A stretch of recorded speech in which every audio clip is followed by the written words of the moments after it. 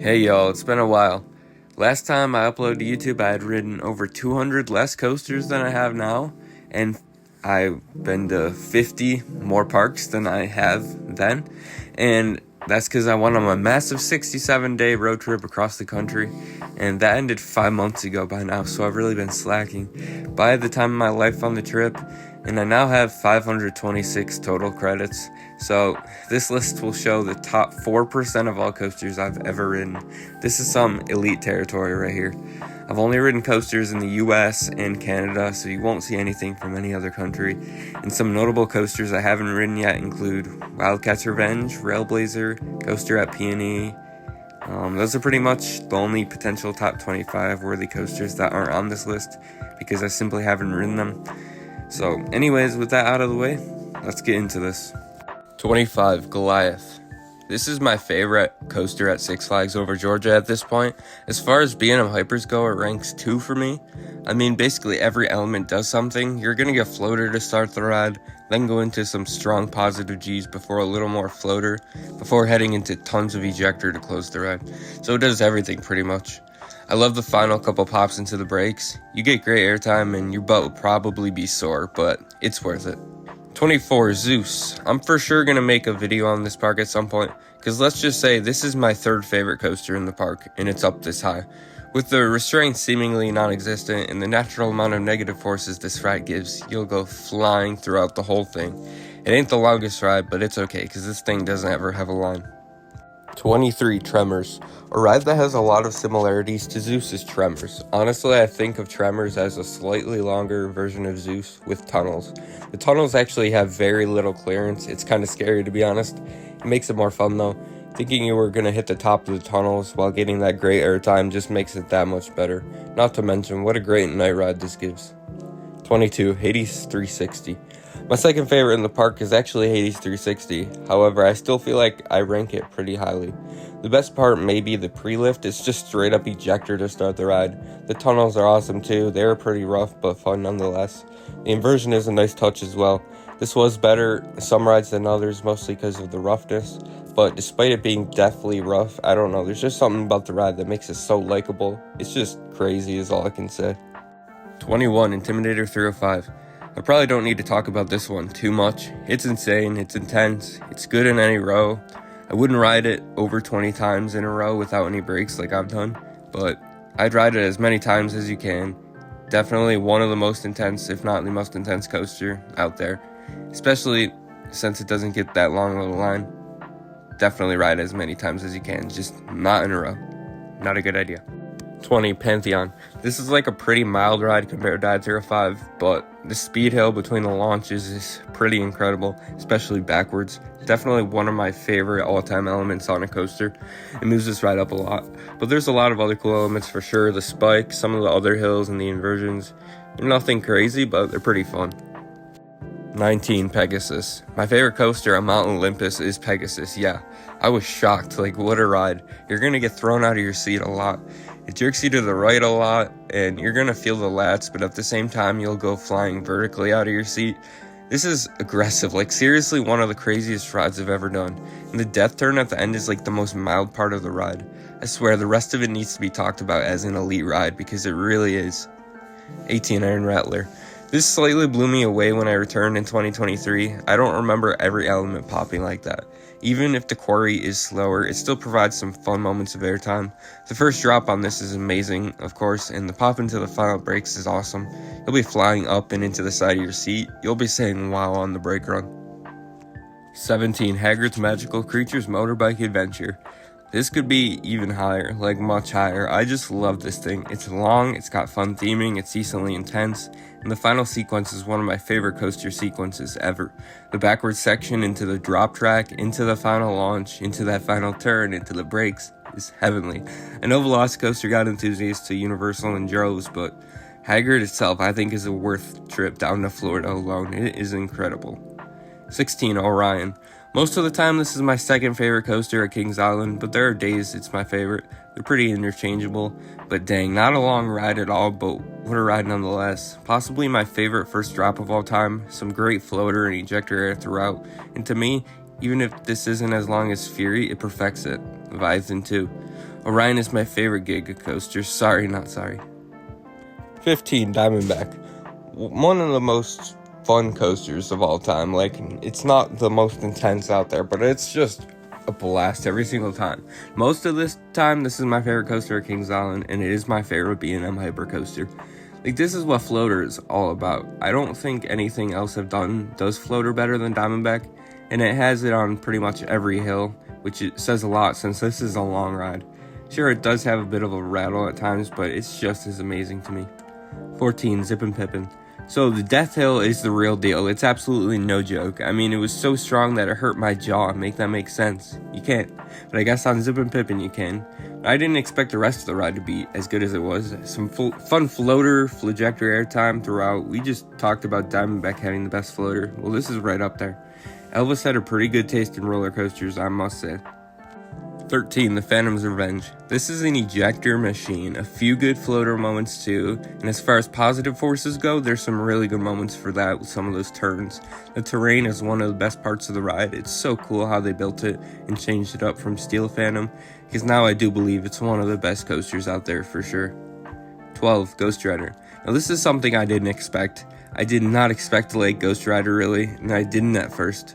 Like, most of the first day at Knott's, I didn't like it at all. Pretty much the whole park I didn't like.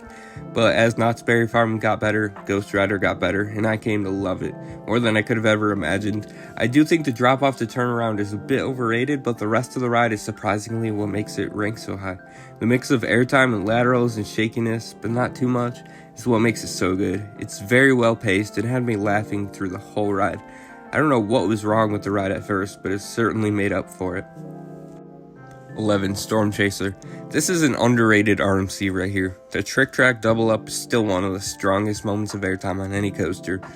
And while most seem to prefer Twisted Timbers to this, I do prefer Storm Chaser by quite a bit. You're going to get a lot of different moments of sustained ejector on this, like so many. And what more can you ask for, really?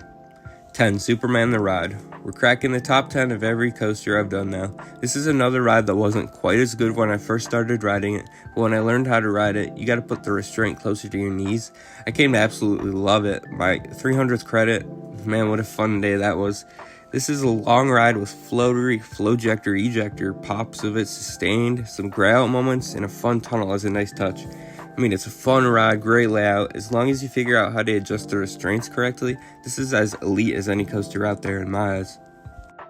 9, Maverick. I mean, I've ridden this so many times, and it just never seems to get old. It's the variety for me. The first drop, the launches, the ejector air, the gray out turns, the snappy moments. Just everything is amazing. And what a night ride. I get Steel Vengeance and Millennium Force has some great night rides as well, but Maverick is pretty insane in its own right. I mean, launching out of that tunnel when it's pitch black is unreal, man. It's just, wow, a special experience. 8, Velocicoaster. If you like theming and if you like thrills, this is the best combination of the two out there. This thing never seems to stop going. It has airtime, it has positive forces, fun launches, some of the best inversions out there, including my favorite inversion ever, the Mosasaurus roll. I recommend going in with low expectations because there's some really random moments that'll get you on this ride, and you'll walk away blown away. I have a feeling this will eventually be the one to stop Fury's reign at the Golden Ticket Awards as Best Steel Coaster. 7, El Toro. I mean, the drop, the camelbacks, the rolling Thunderhill, the snaps at the end, this is an airtime machine. It's for real. This can be a little rough, and major reliability issues have hurt it in the past, but once you get on it, chances are you'll love it. Second to back is definitely the way to go. I really gotta return to give it some more rides, cause yeah, I did it like 17 times, but that was a really spontaneous decision to even go there, because I just saw that it just opened like the day I went there after its incident, but it all happened so fast, so I'd love to give it some more spins. 6, Lightning Rod. Danglet used to be my number one coaster at one point. It's just a shell of its former self. It was better in 23 than in 22, I'll say that. The final pop into the brakes was randomly like the best part of the ride, and all the other elements were just hitting stronger than they have since it was all wood. But this is getting a chain lift now, so rest in peace to the launch. This won't be as exciting of a ride, but I'm sure it'll still be fun. This is only going to drop from here on out though, unfortunately, so Elrod, It was fun. You'll always hold a special place in my heart for your sick location, crazy ejector airtime, and all the memories you've given me in my teenage years. Plus, the theming will still be sick, so there's that. 5 Voyage. Oh man, what a ride this is. So long, just so long, and what a night ride. Y'all already know all about this ride probably because most people have ridden this at night during Hollywood Nights trimless. And unfortunately, I didn't get into the event this upcoming year, but better luck next year, I guess, right? I might go to the park anyways. But Voyage is just a beast, so much airtime. It's so long, it's just an engineering masterpiece. During the day, this is a beast as well, not just at night, trims on or trimless. Honestly, it leaves you breathless by the end because it really does drain you. It'll make you absolutely exhausted by the end of it. 4 Twisted Colossus. No, this is the most underrated RMC. Every single moment hits in one way or another, and there's so many elements going around this thing twice. I do think the blue side is slightly better. The Zero G-roll is insane on that ride, but either way, it's just a piece of art. Like, riding this thing will just make you so happy. Night rides are unbelievable as well, of course. In the weirdest way possible, it feels like Joe Draves put a lot of influence into this, even more so than Ellen Schilke. Man, what a ride. I don't understand why this doesn't get talked about more. It's pretty elite, not gonna lie. 3 Iron Gwazi. So, Iron Gwazi takes the bronze. This has such wicked pacing, it's so aggressive, your thighs will be beat up from it. It has decent positives for an RMC, and my goodness, the room you can get on this for it being an RMC at a chain park is pretty nice. You'll just fall out of your seat on that first drop. And man, what a sexy ride this is. I mean, the purple and the green mixed together with that fresh looking brown. Alright, let me calm down. But man, what a masterpiece Iron Gwazi is. For sure one of the top RMCs and overall coasters in the world. 2 Steel Vengeance. We're talking about my most ridden coaster ever here. I've done it 84 times as of now, and it seriously just gets better and better over the years. Everyone knows about this ride. The most airtime of any coaster on Earth. It's all ejector too. You can get room on this thing now. Pretty similar to Iron Gwazi, at least the last couple times I've been there. The ops also have been killing it in terms of dispatch time. Seriously, what an awesome job they've been doing lately. I think if you rode Steel Vengeance in 2018 and had a mostly negative experience here, I'd say come back, because chances are you'll walk away a lot happier. But seriously, this ride is a work of art, airtime machine, what a masterpiece. My number 1 coaster is Air Force One. So while Steel Vengeance has the most airtime on Earth, Air Force One has the strongest sequence of airtime on Earth. The finale, I mean, come on, I was screaming for them to stop the ride. I mean, obviously not possible, but that's what a ride like this does to you.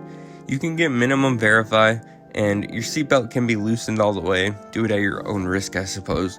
But the other elements are insane too, with the inversions and the double down and the drop and the speed hills and the outer bank.